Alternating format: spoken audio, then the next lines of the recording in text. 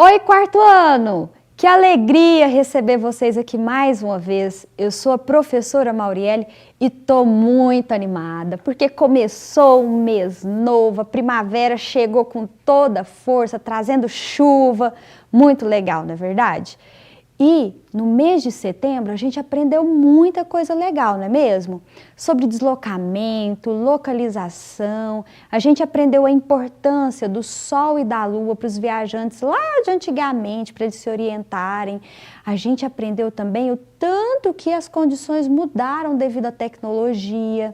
A gente viu um pouco melhor sobre o GPS, o tanto que a orientação é importante no nosso dia a dia. A gente também teve mais algumas dicas de leitura com a professora Renata, que eu espero que vocês estejam colocando em prática. E eu não posso esquecer, né, das dicas de matemática. Eu espero que estejam ajudando vocês nos estudos. Tem que colocar em prática, hein, pessoal? E outubro chegou trazendo um tema novinho pra gente. Vocês estão curiosos para saber? Ah, mas eu não vou entregar assim de bandeja, não. Quero ver se vocês vão conseguir adivinhar, olha só. Vocês estão reconhecendo alguma dessas imagens? Sim. Alguma faz parte do dia a dia de vocês? Vocês conhecem alguém que frequenta esses ambientes aí? Tá bom, eu sei que vocês já estão suspeitando. Vamos acabar com esse suspense, então? E eu vou falar para vocês, em outubro, qual é o tema que a gente vai estudar? É produção e circulação de mercadorias no nosso cotidiano. Gente, isso faz parte demais da minha vida, da sua vida, de todos nós, não é verdade? O trabalho com os temas, ele ajuda a gente a articular melhor os conteúdos que a gente precisa aprender. Faz mais sentido para a gente consegue ver mais sentido porque faz parte da nossa vida, o aprendizado fica mais gostoso e eu espero que vocês estejam aproveitando bem esses temas, porque eu estou amando trabalhar com eles, ok? Então, vamos ver quais são as habilidades que a gente vai aprender sobre elas hoje? Hoje nós vamos aprender sobre as atividades econômicas em Uberlândia, Minas Gerais e no Brasil. Em História, a relação entre as atividades econômicas e o deslocamento das pessoas e mercadorias. E em Língua Portuguesa nós vamos trabalhar concordância verbal. Então, se prepara, pega o caderno, o lápis e vem comigo.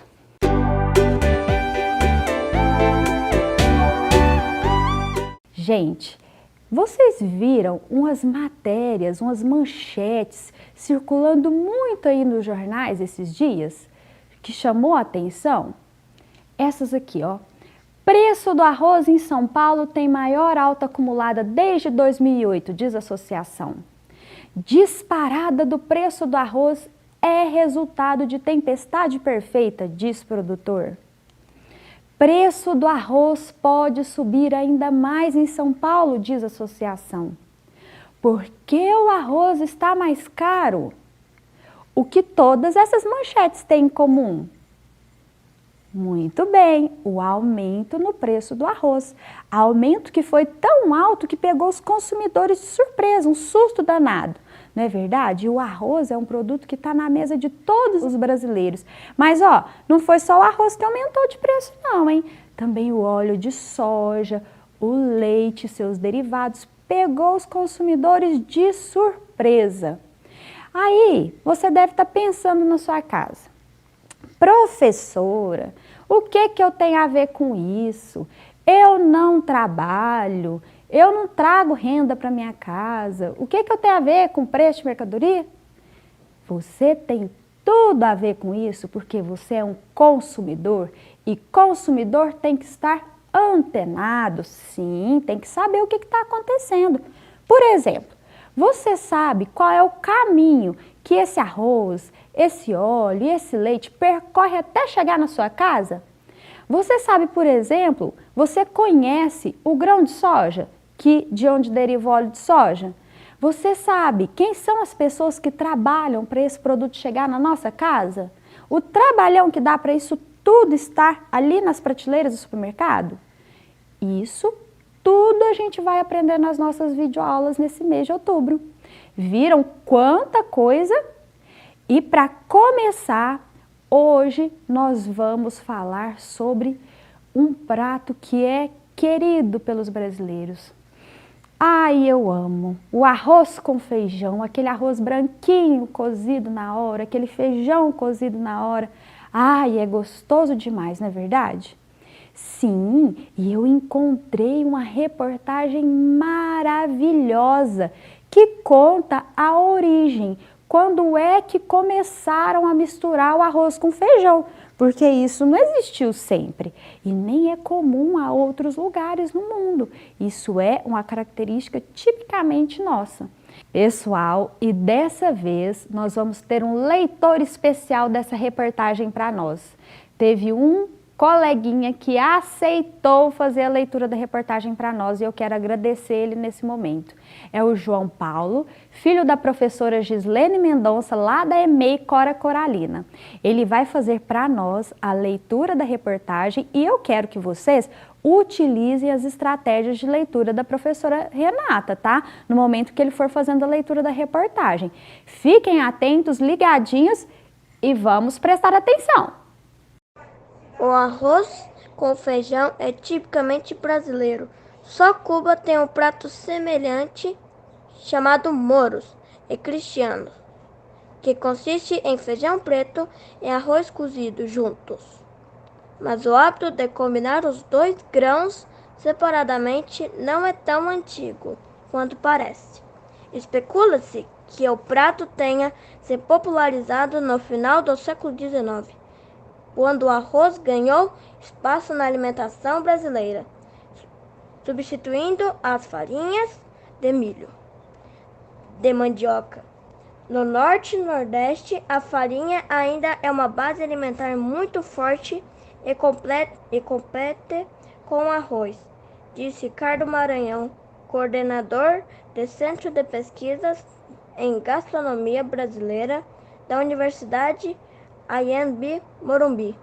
De fácil produção e preparo, o feijão já era consumido no Brasil pelos índios com pouco caldo e geralmente misturado a farinha, pimenta e carne. Já o arroz que conhecemos, do tipo Oryza sativa, é originário da Ásia e foi trazido pelos portugueses. Antes disso existia outro tipo, chamado milho d'água, mas que era praticamente ignorado pelos brasileiros. Até o século XVIII não era permitido beneficiar o arroz oriental, processo que envolve lavagem e descascamento. Ele era papado. Só em 1766 foi estabelecida uma beneficiadora no Rio de Janeiro, com a permissão do governo português, o que fez que o arroz ficasse mais soltinho, afirma Ricardo Antônio Barbosa, professor de História da Gastronomia de SENAC, São Paulo. E quem teve a ideia de misturar os dois? Ninguém sabe.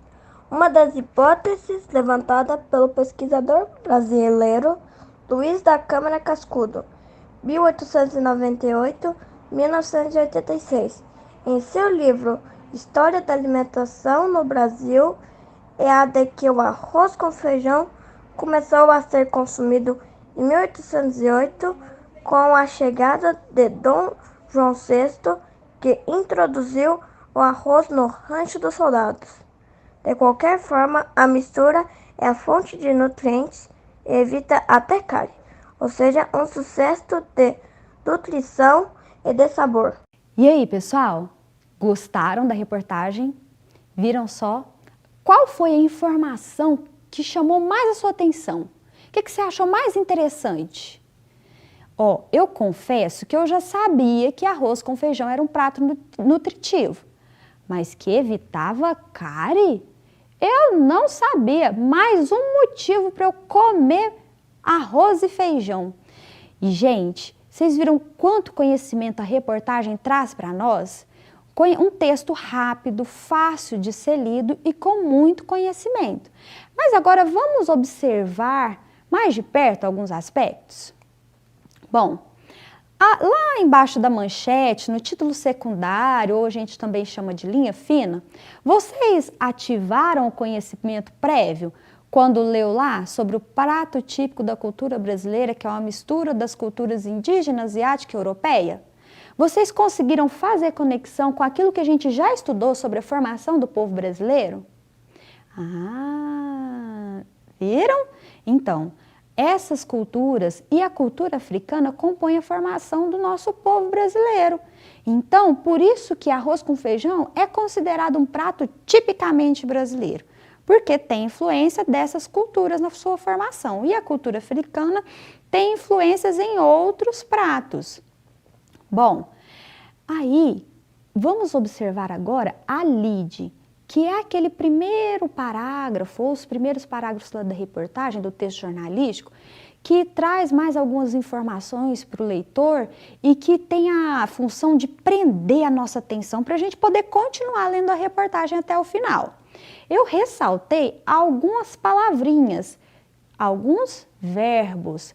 Vamos lembrar que verbo é aquela palavrinha da nossa língua portuguesa que a gente usa para indicar ação, estado ou fenômeno da natureza, sim, e que quando eu preciso procurar o significado dela no dicionário, eu preciso procurar ela na sua forma infinitiva. Assim como a palavra combinar, olha aí, combinar está no infinitivo, terminando em ar. Eles vão terminar em ar, ou ir. E eles vão aparecer no texto, provavelmente conjugados ou não, depende da situação.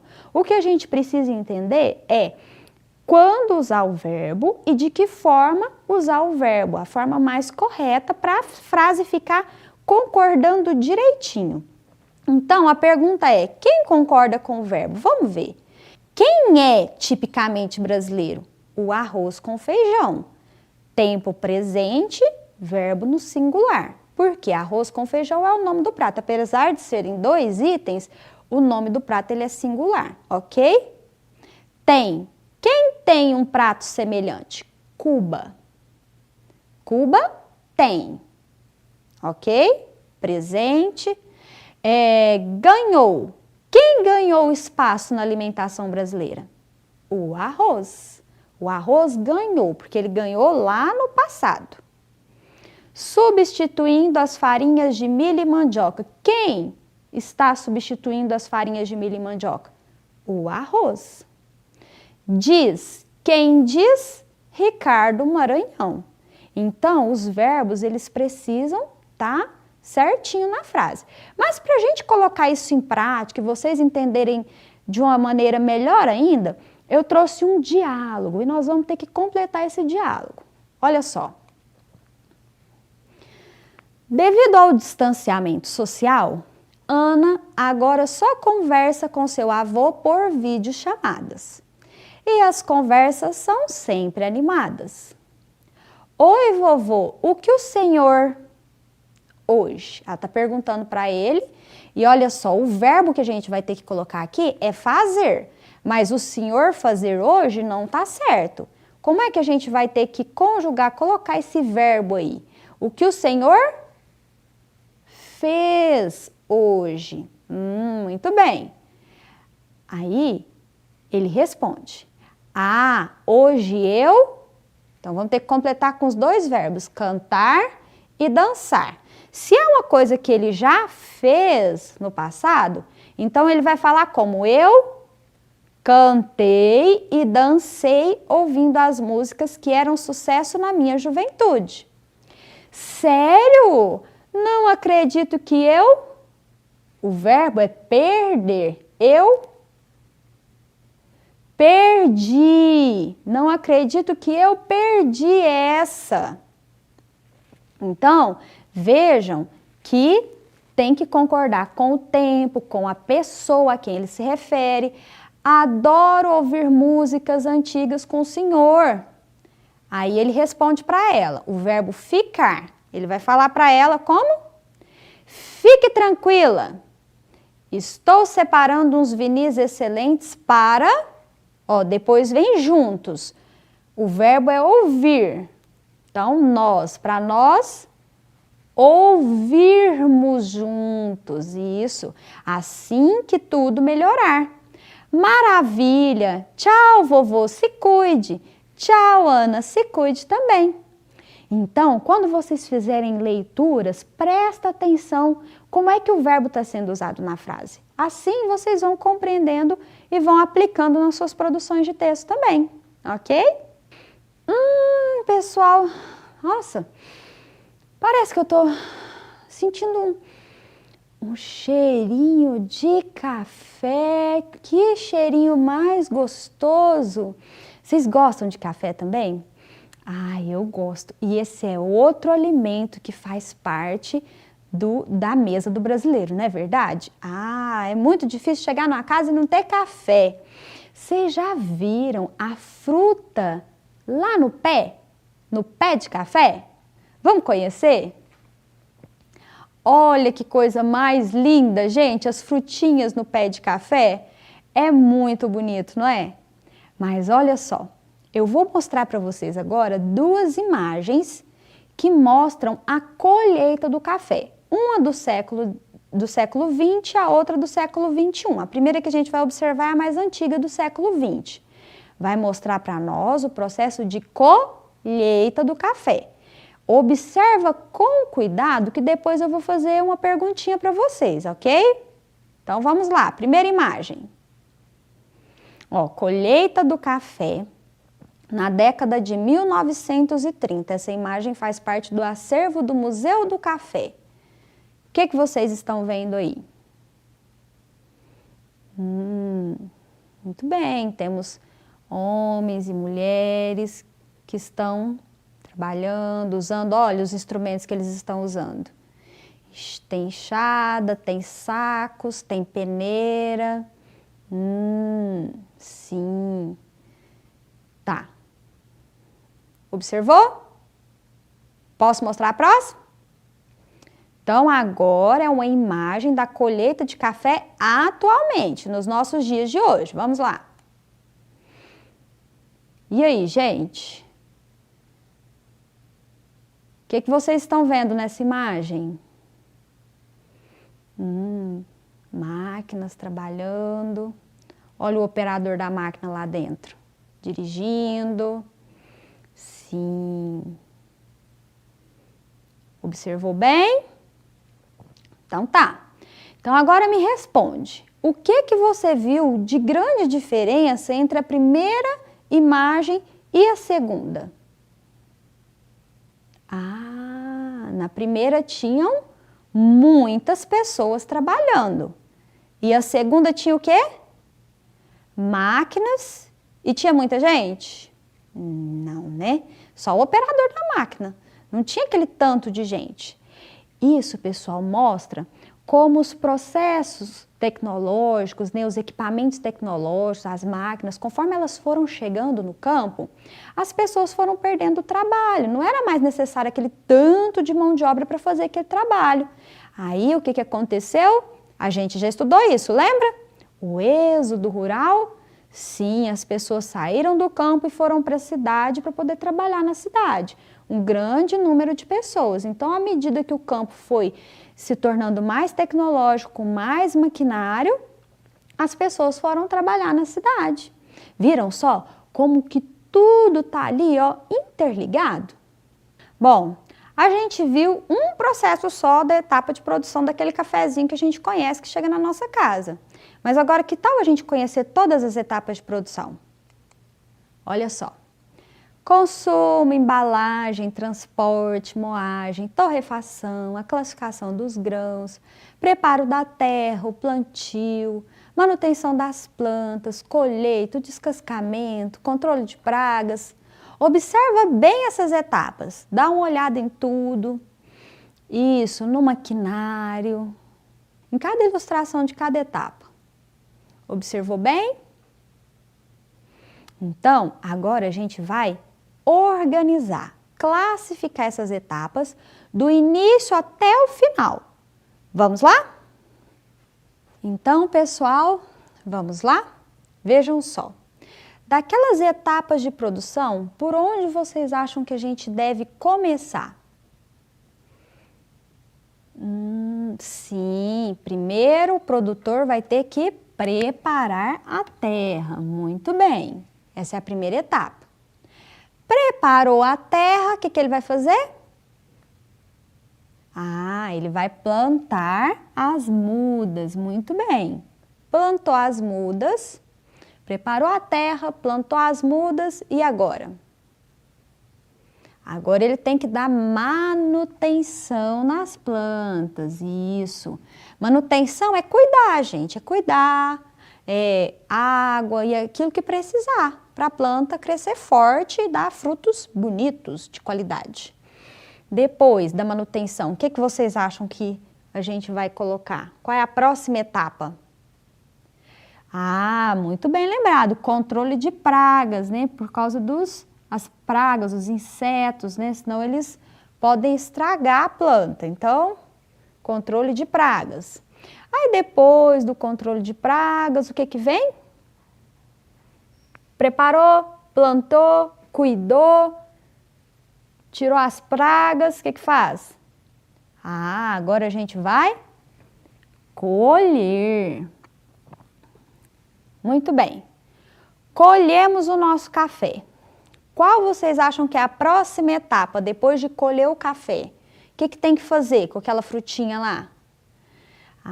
Sim, descascar, o descascamento. Eles fazem o descascamento e depois? Sim, aí eles separam os grãos de acordo com a qualidade de cada grão. Faz a separação dos grãos, separados os grãos, o que tem que fazer agora? Isso, vai torrar o café, torrefação. Torra aqueles grãos que foram separados.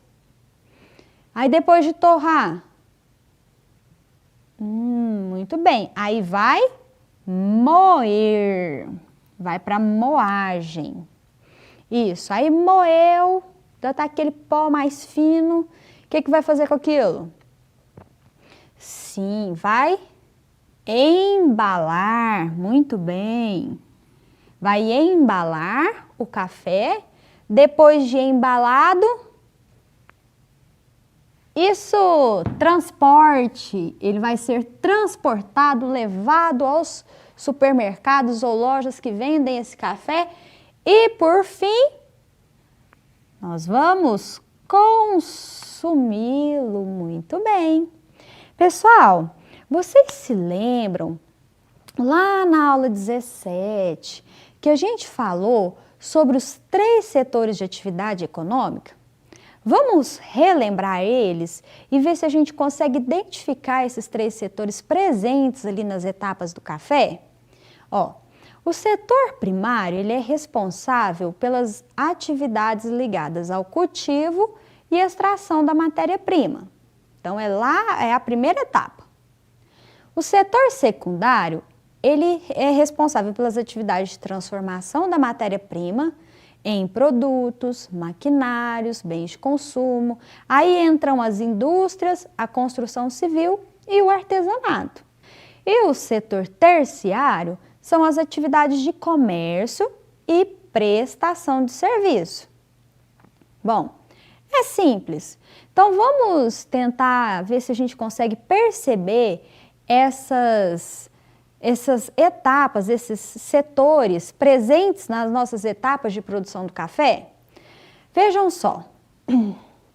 Setor primário são as atividades ligadas a cultivo, produção. Então, como setor primário, a gente pode colocar o preparo da terra, não é mesmo?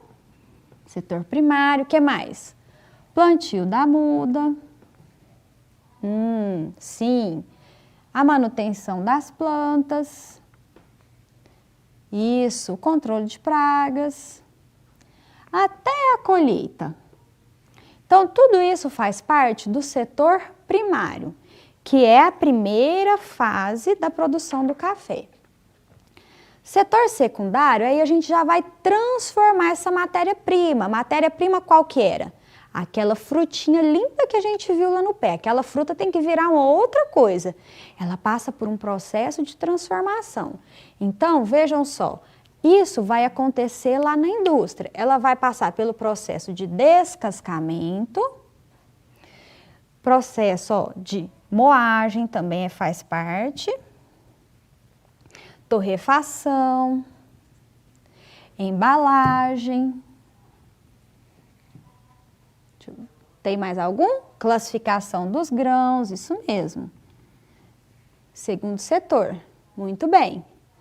E aí, depois disso, a gente tem o transporte e o consumo. O transporte ele vai ser considerado terceiro setor quando o produtor contrata ou a indústria contrata uma empresa terceirizada para fazer aquele serviço, porque a empresa ela é responsável só por fazer o transporte. Então, aí ele entra no terceiro setor. E aqui a parte de consumo, que é lá o supermercado que faz a venda do café, ou as outras lojas que fazem a venda do café, também entram aqui no setor terciário. Viram só, pessoal? E para vocês poderem fixar, praticar isso que a gente aprendeu hoje, eu tenho uma proposta de atividade. Vejam só. É uma produção de cartaz. Eu sei que vocês adoram escrever em cartaz, não é verdade? Mas se não tiver cartolina em casa, né, para poder fazer o cartaz, usa folha mesmo. Une as folhas para ficar grande assim, você faz seu cartaz do mesmo jeito, tá? Então, ó, primeira coisa a fazer, escolha um objeto que faça parte do seu dia a dia. Por exemplo, uma peça de roupa, um calçado, um brinquedo, o celular, um alimento, qualquer objeto. Escolhe só um. Depois, pesquisa as matérias-primas utilizadas na fabricação desse objeto. Então, se você escolheu uma roupa, pensa, qual é a matéria-prima que usa para fazer essa roupa? Depois, descubra como o objeto é feito. Como é que essa roupa, por exemplo, ela é feita? É em uma fábrica? Usam máquinas para poder fazer? Tem pessoas que trabalham operando essas máquinas? Então, pesquise na internet imagens e vídeos que mostrem o processo de fabricação desse objeto. Por exemplo, a roupa que você escolheu, ou qualquer objeto. E, por último, produzir um cartaz com os resultados do que você pesquisou, apresentando as etapas de produção. Se você quiser se inspirar naquele esquema que eu te mostrei, das etapas de produção do café, para fazer mais ou menos parecido, tudo bem, mas usa a sua criatividade, usa os materiais que você tiver disponível em casa. Ai, professora, mas eu não tenho acesso à internet para poder pesquisar. Eu entendo, tudo bem, é uma proposta. Anota, quando as aulas retomarem, você executa. O que eu acho legal é você fazer essa pesquisa, porque você vai ver o trabalhão que dá para um produto ser feito, chegar às prateleiras para você poder consumir, comprar esse produto. E isso ajuda também na conscientização, ó. Sabendo o trabalhão que dá, a gente não desperdiça tanto assim. Ou não deveria desperdiçar, não é mesmo?